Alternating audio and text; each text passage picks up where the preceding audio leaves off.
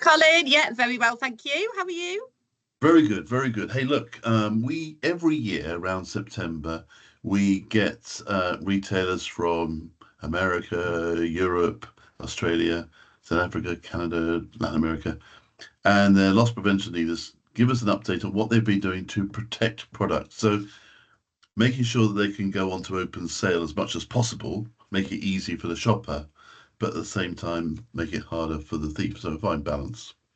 And so we were looking for innovation. So we're looking for different things. And this year, quite a few themes emerged. And I just wonder whether you could just recap from your perspective what you thought the big learning points were for those that didn't have a chance to join the call. Yeah, absolutely. And there's a few themes that I think I emerged. There's definitely innovation. There's lots of variation of the same theme of things that we've seen previously. But I think for me, the meeting really encapsulated four different things. And the first one that I'll talk about is visibility. And there's a bit of a departure between businesses as to how visible they want their loss prevention strategy to be. And there's very good reasons for that. In some of the higher risk stores, I think they want it to be really visible.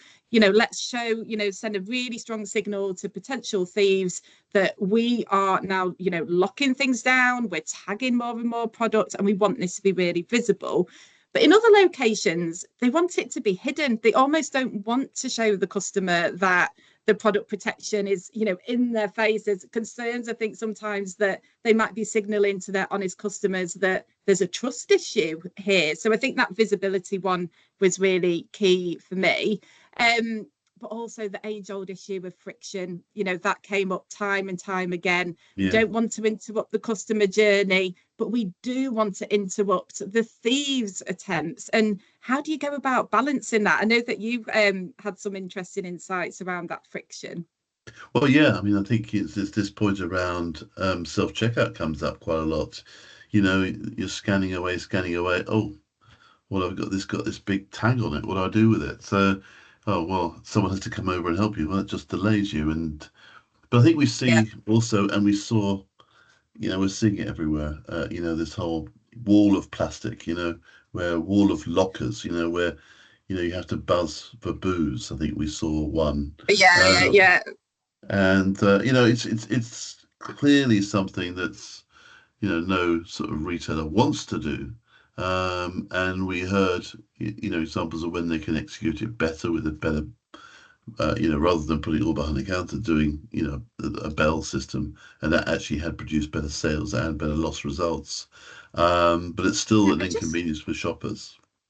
Absolutely. I mean, there's two things there, really, isn't there? From the conversations that I'm having, and I think it came out in the session as well, that the jury seems to still be out on whether locking the goods away, of course, it's going to reduce your losses, but how does it impact sales? And so some businesses saying, because of the on-shelf availability, actually sales are up because that momentary friction actually sometimes provides an opportunity to upsell, then they're seeing really positive things. But I don't think that's a universal trend. But one of the things that did come out a lot from the session was how do you then go about accessing the product? So do you buzz for booze and someone comes along with a key or there's a keypad?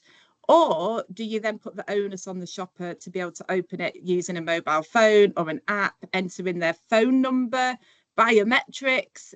These are really big questions because you don't want to upset your customers. But how do you then manage it so that you don't lose sales because they couldn't access a product in a time that they felt was appropriate? Yeah, I mean, and partly the reason I think that the sales they show a sales increase is because the before situation it was just hidden, it just went out of stock, no one adjusted the book stocks. So this leads them to a more controlled position, which I think explains some of the sales increases. But you're right, I think we also saw that, it's buzz for booze today, it could be buzz for Red Bull, it could be buzz for um, olive oil, buzz for, Manuka honey, buzz for coffee, buzz for chocolates. There's lots of for too There's long. lots of buzzing. Lots of buzzing going on, in the store. But I really like the example that was given from an American retailer where simply you could show your loyalty card on your phone, present the QR code on the loyalty card to the lock, and it would unlock it, which gives the customer pretty much of an easy way to get access to that. But also for I, the business, you get that visibility to who opened it when, yeah, was there a sale that followed in 10 minutes time or something? So yeah. that's quite interesting. The thing that sort of worried is probably too strong a word, but just worried me slightly around that situation is, okay, fine if you've got a quiet store, somebody scans, their own loyalty card or whatever it is, but I'd like to think customers are quite polite, and then you hold the door open for the next customer. Or what if a thief sees the opportunity, somebody's scanned it, and they start helping themselves, and it's on somebody else's loyalty card? Just wonder if that's going to cause a bit of upset at some point, some scuffles in the aisles involving customers that, of course, we wouldn't want to see. Yeah, well, you remember if you went to the Amazon Go stores, where there's, you actually had to use your QR code in there to get into the store, Yeah, and they did have the problem with tailgating, and so I think they yeah, eventually led to some association between the people who, so they're able to work out who was with who. So if you take your three children in there, or yeah, your mum and yeah, dad, so you had some association, but clearly in the case of that drugstore in America that presented. I don't know whether well, I'm pretty sure they haven't got that sort of a technology that can associate people in terms of a shopping family or a group or, yeah, you know. So yeah, yeah. that's definitely a concern. Be But that was interesting that to was quite see. exciting. It's the first time we've seen that for sure, because normally, as you Yeah, say, definitely. the other And ones. yeah, I think as well, just in terms of staff costs and, the amount of time that it takes, or, if it's a key that somebody's misplaced it, or, they've gone on a break and it's in their pocket, it irons out a lot of those issues. And I think a lot of shoppers do love that autonomy as well, when they're purchasing things. What was exciting as well, though, is the companies that haven't gone down that, locking up, using all the cabinets and locking things up and having that access control. There seems to be quite a lot of innovation around the actual tagging of products, because we're seeing more sort of complex packaging now Mm, having yeah, bespoke yeah. tags attached to it. What did you think of this? I thought there was some quite cool things Yeah, I happening. like I like the work on Red Bull. I hadn't imagined that they'd do that. I saw some of the bottle tags. This netting that's being used around Jack Daniels seemed really intriguing because, if you do want to remove that net in the store, it's going to make a noise. Yeah, So I thought some of those anti-theft devices not particularly attractive. The whole set doesn't look great with, all these bottles in nets. But nevertheless, it's something that seems to be working in terms of reducing theft. yeah. So yeah, like, I was thinking the one up to Christmas as well. That's going to be the ultimate test, isn't it? Around spirits and alcohol, confectionery, these really challenging products, I think, sometimes to tag. Are they going to fend off those offenders? Yeah, I think that would be interesting to well, know. you'll know this from your theory, but displacement, obviously, if you are, I mean, there's many different types of thieves, and you've written all about the different types of thieves, from the swipers through to the people who are in desperate need of, and then there's the organized people. But if you're stealing for resale, and or just stealing for money, then, well, whichever product you can access, you're probably going to steal. So you are just moving the problem around the store potentially with some of these actions. Yeah, Um, yeah.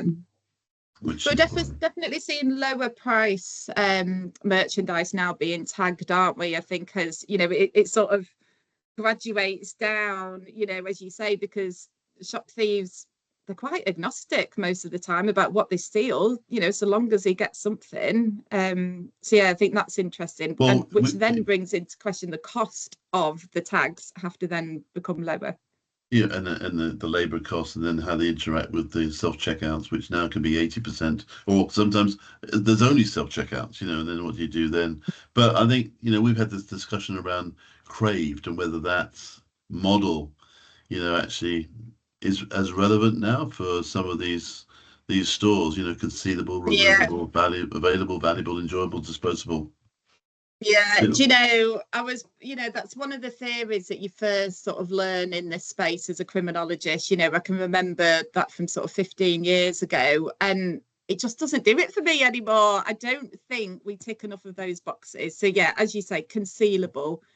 So many prolific thieves don't conceal anymore. They're brazen, they just walk out with the goods, or use self-service checkout. They're not hiding what they're doing. They're doing it in plain sight. Valuable. A lot of products now, they're not really valuable. And the E is enjoyable. We're seeing a lot of theft of items, they're not enjoyable. What, batteries, razors, toilet roll, it's laundry products. It's more the necessities, and they're very mundane, but of course they'll always have an on sale value. So yeah, I think Crave needs to be reworked for the modern thief, to be honest. But we digress. So your first point was around visualization. Just trying to wrap up here. Was the first? Yeah. Well, the other points were the visibility, friction, the cost, and the staff hours, which we've covered as well. But lastly, let's just talk about compliance as well, because I think this is really key. Whether what is actually happening in store is what people think is happening. Does the LP manager actually know what's being tagged, and is that door being left open, for example?